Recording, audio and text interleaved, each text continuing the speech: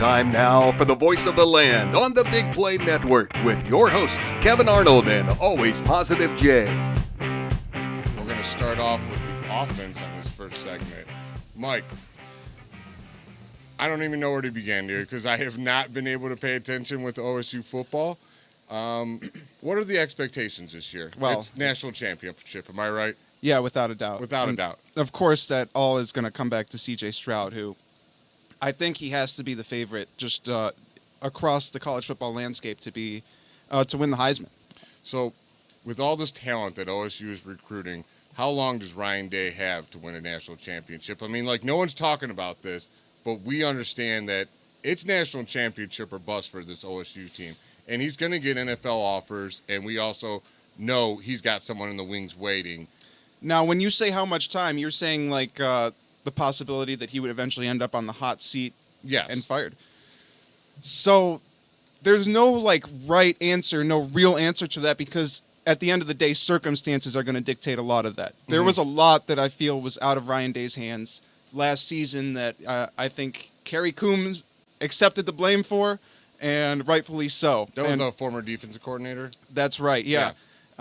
He's been replaced with a really, really good defensive coordinator, if I'm correct. Yeah, Jim Knowles out of Oklahoma State. He had one of the top-ranked defenses. And so we're going to get into the defense next segment. I know that.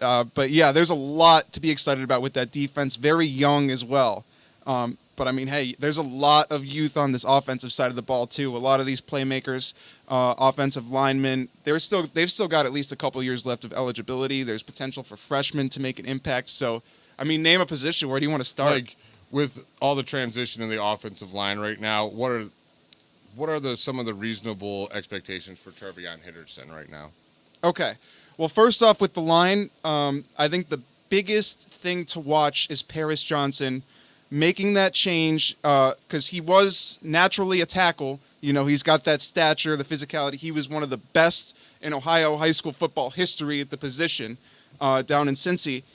I think that he, playing guard last year, now has to reacclimate himself to that outside tackle position. And so that's going to be one area to watch because by all accounts, he's been struggling this offseason against Jack Sawyer.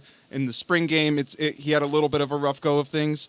So that's going to be the big one to watch because the potential is through the roof for him. I think you have to feel great about that. And then the rest of the guys all have a lot of experience. Donovan Jackson, I'm so excited about. He really could have been starting last year if not for the depth and being a true freshman. But I think he's going to come in this year and he's going to turn some heads at that guard spot. And so it's nice to know you can feel comfortable with him next to Paris Johnson. And then Dejuan Jones, the freak of nature at 6'8". I expect him to take a step up from some of those inconsistencies last year. And Matthew Jones, of course, coming into his senior year, his fifth year, you have to expect that he will hold it down. Luke Whippler has looked really promising already as a redshirt sophomore, going into his redshirt sophomore season. So for Dejuan Henderson, my biggest fear, and I don't know if it's rational or not, it's just this. It's kind of like this cliche fear of second-year players, right? The sophomore slump. And we saw it with J.K. Dobbins. Sometimes, any number of factors. You get a little bit big-headed, or something outside of football is distracting you. So anything. A lot of times, and opposing defenses might catch up to him, possibly. So what can we expect from Dejuan? But his ability, the promise is through the roof. Oh, he's so fast. That's all they remember is when he breaks away, like, ain't no one catching him no more, dude. He reminds you of, like, Nick Chubb. When he's gone, like, he pulls away from corners and safeties like it's nothing. You're like, dude, where'd this guy come from? And I had no idea who he was till last year. And, wow, he was fun to watch for sure. Yeah, I'm also really excited about Evan Pryor as well. Both of those guys are Now, my friend told me he wanted to know all about Evan Pryor, he said. Okay. Just let him go. The most exciting thing about Evan Pryor coming in as a recruit, and for me personally, was the way he would line up at receiver, and he was running deep routes, and he was doing it all, but then he was also doing it from the backfield. And he has those receiver skills that you want out of a guy. I mean, he loves the contact, he loves the physicality, and this year he supposedly took that physical leap under Mickey Marotti in the offseason program. So that's one of my favorite parts of the off season is seeing, just some of the photos of guys. Well, yeah, they're so young. They make those giant jumps in their body structure. Yeah. They just, like, one season you're like, oh, he looks pretty big. And next season you're like, whoa. And it happens to, like, almost all of them. Yeah. At this point, with Ohio State's recruiting standards, all these guys want to come in and work. They're all motivated. They're all pushing each other. They're all working under Mickey Marotti. So all of these guys are taking that leap. It's really cool reminds to me see. of is like if you're watching LeBron. Because you would see, Yeah. like, basketball players, you see it, obviously, because they got tank tops on. You see it a lot more. And, like, you watch him from his first year to, like, just his, like, third year. You're like, wow, he's so much bigger and stronger. It's just, yeah. And they got the best trainers over there and stuff at OSU. So, Yeah. they got a pretty good facility, someone once told me, I heard. And, Not to get too far into the defense again, but I think Jim Knowles encapsulated it best. When he said in his introductory press conference with the Buckeyes, he was saying, I have every resource I could ever want here at Ohio State. Like, they literally hook up these coaches with everything they could possibly want, anything they could ask for, and when they do ask for it, they get it. Because the program, it's a massive money haul for this. I mean, in my opinion, it's the second best football program in this nation. Only Alabama beating them. Yeah, And, I mean, Bama's a dynasty. That's fair. but, they're stuck in Alabama, so they're less than us anyways. Alabama. Alabama. No one likes them. But yeah, I mean, when it comes to this offense, though, everyone's so excited about the quarterback and this insanely amount of talent at wide receiver. Yeah. Like, we all know Njigba's coming back. If I say anyone's name wrong, correct me, please, because I'm you terrible. can say JSN. JSN coming back, and I think he's just going to be a top 3 draft pick next year. Like, he is going to be a phenom. But there's other guys below him that people don't really know about because we've had Wilson and drawing a Chris blank. Olave. Chris Olave just blocking him. Yeah, Jeremy Ruckert was also getting a lot of looks. Yeah, the targets. Let's tell me about the new receiving crew coming in. I think we saw a lot already from Marvin Harrison Jr. Who I'm excited about because I just love Marvin Harrison, even though he's a Colt. But I love that guy. He's just unreal. Hall of Fame receiver. Yeah. My brother was a Colts fan because of Marvin Harrison, like as a little kid. Oh. He's since, he's matured, like he's straightened himself out, but and then he became tortured like the rest of us. Yeah, more or less, yeah. But no, Marvin Harrison Jr., he's one of those guys we were talking about, those players that you see take those leaps, and he kind of took it last season, but this offseason, and Ohio State social media, they do a great job with hyping up the fan base, but they've been having like this off-season segment of like, Marvin Harrison is a freak, part 5, and it's just like these photos of him doing insanely athletic things. And we're talking about a guy who is not only has that athleticism and is big and is bulky, but he also has the speed and he has the frame. Like, he's big. And he knows the position. I mean, his dad was a Hall of Famer. Like, he is so refined. Yeah, like he knows everything about the wide receiver position, probably at 10 years old. And I'm going to be honest, Jay, I'm even more excited about Emeka Egbuka. Yes, tell me about him, because there's another guy I didn't know how to say his name. I saw it, and my friend's like, this is the guy. You know what? I hear the G sometimes. Other times I don't. I'm just going to roll with it. If it's wrong, I'm sorry, Emeka. You're an amazing player. I love you. Okay. Anyways, yeah, so coming out of like the recruiting season, he was the number 1 receiver in the class. And How tall is he?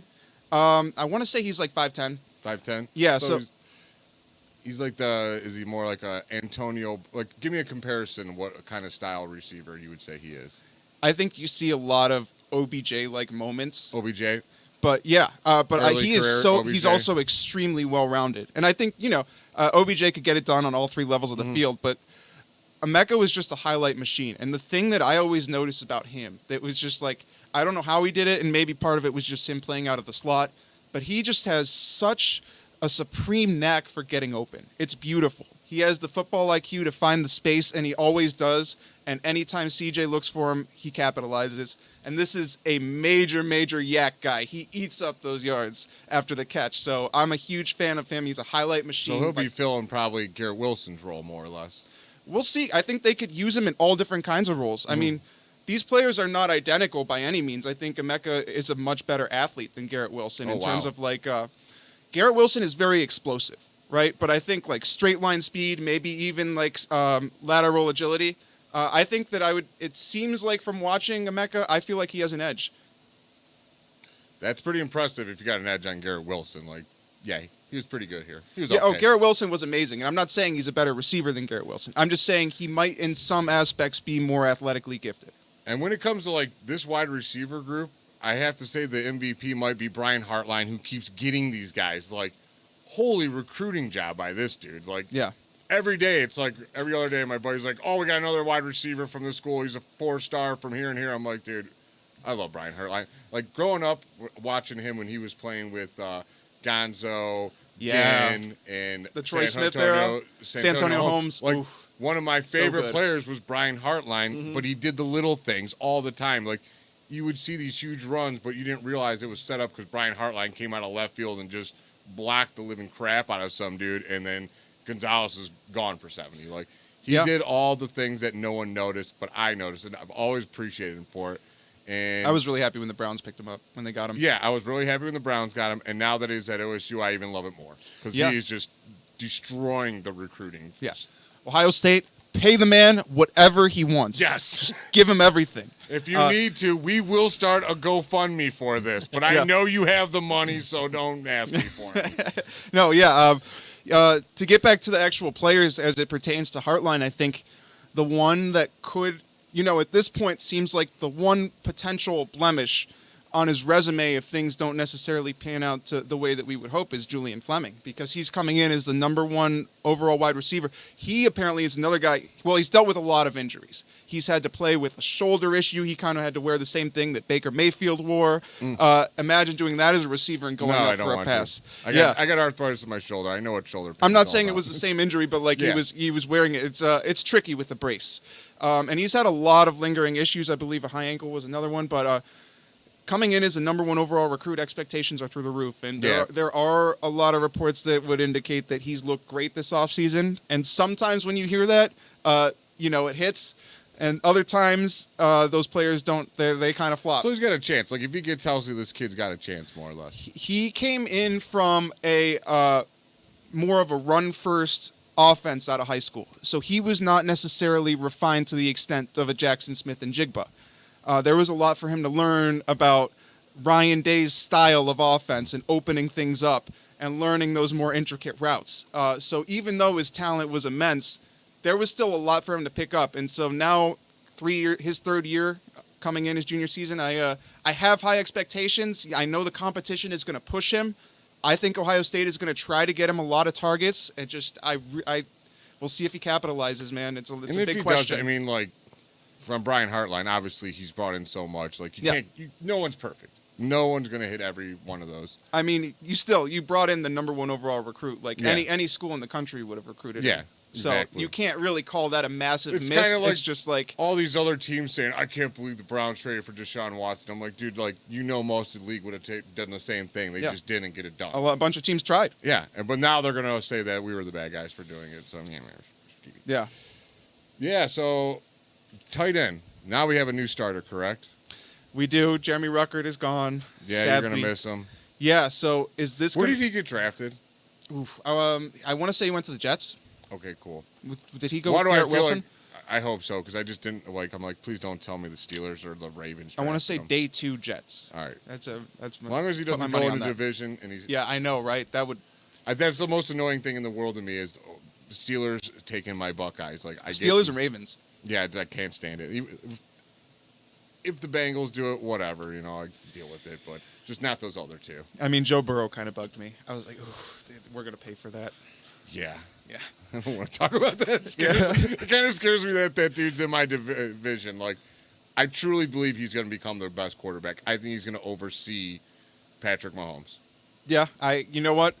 It's not. I mean, it probably would surprise me, but like, I wouldn't be floored by it. Yeah. Like, I could see it because just the sky is the limit for him. You can't really got imagine to the what his Super full Bowl in the potential second is. year, no biggie. Yeah, he and Mahomes both.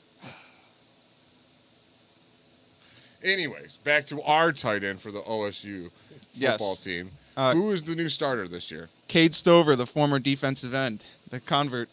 Oh, he's like, we got to, because I know nothing about our new defensive end, so I'm just asking as I'm asking. Well, no, he's not defensive end anymore. They've been moving him around a little bit and experimenting, and I think right now he's slated to be the starting tight end. And I will tell you what, not this spring game, but the last spring game from a year ago. He had the most impressive catch, and it was ruled out of bounds, but it was like an amazing one-handed grab. It was questionable whether it was actually out of bounds, but they didn't review it.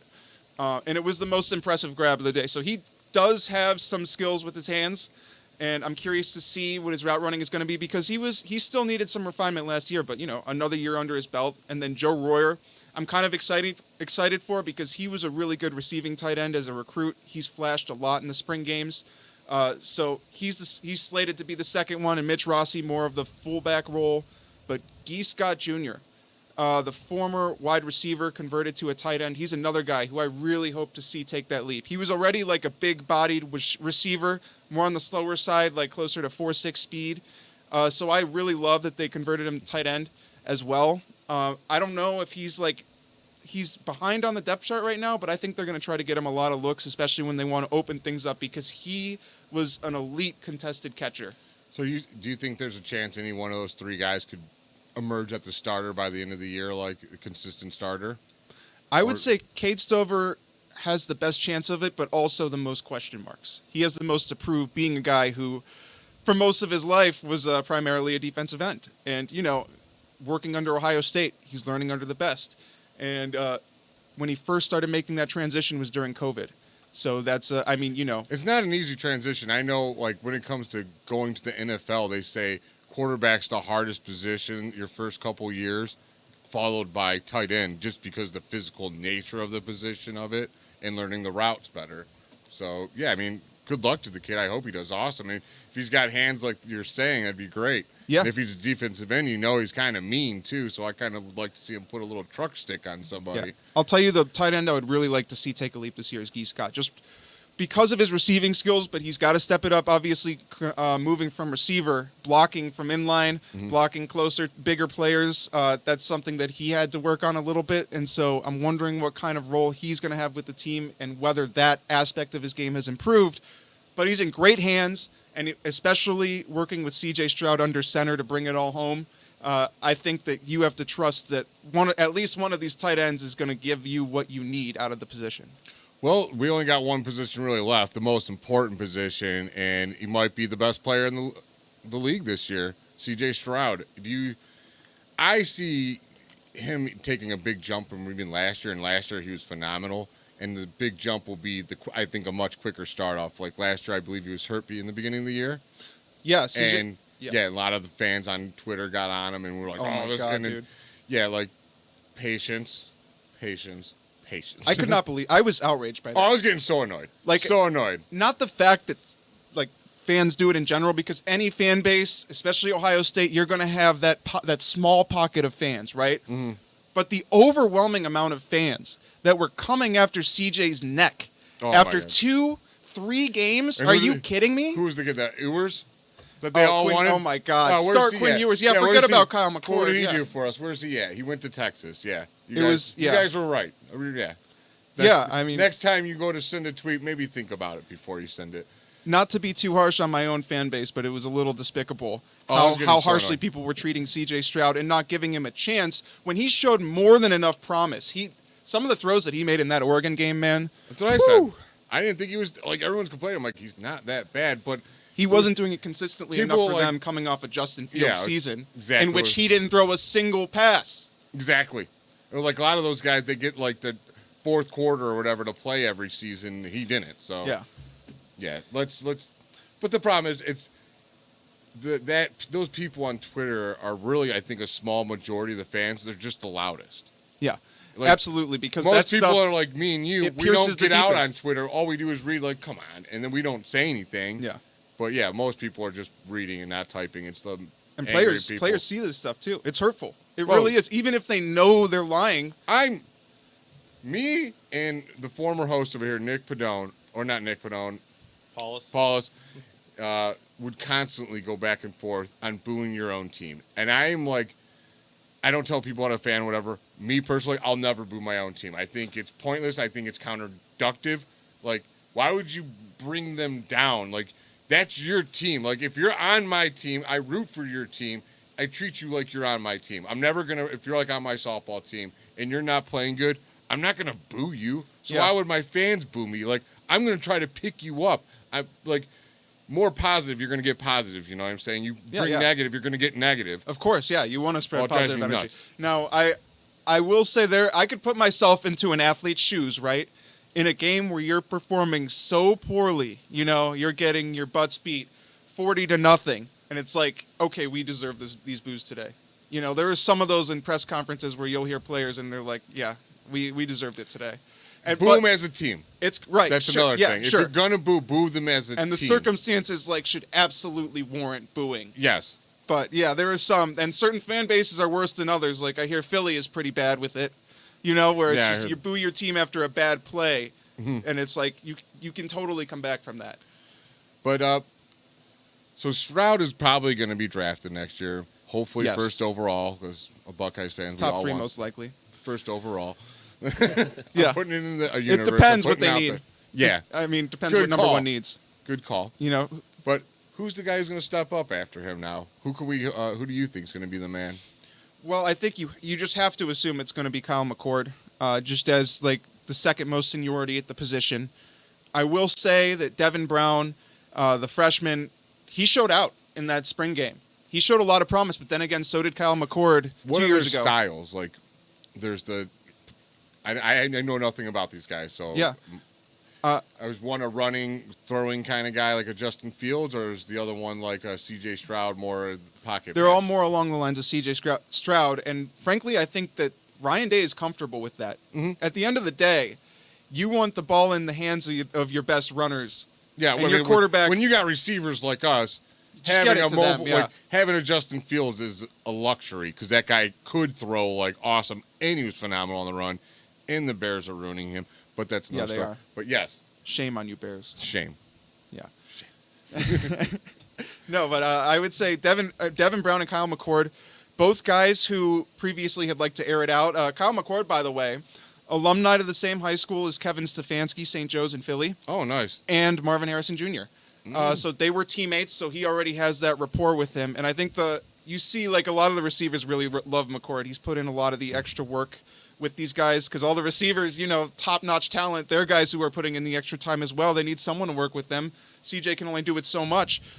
So it's been, I think you would have to expect Kyle McCord, but there's still a lot that you need to see from him because in his limited time playing, like you had the Akron game where he had a touchdown that was honestly kind of a bad throw that just kind of worked out, but you see the moments, you see the glimpses of it. And frankly, it's just in the offseason you can only see so much with your eyes, but you have to expect that he is going to take a leap considering who he's putting in the work with, how much work he's putting in, the people he's surrounding himself with. Like, there's no reason that you can't expect growth from him this season. So in the limited time he'll play behind CJ.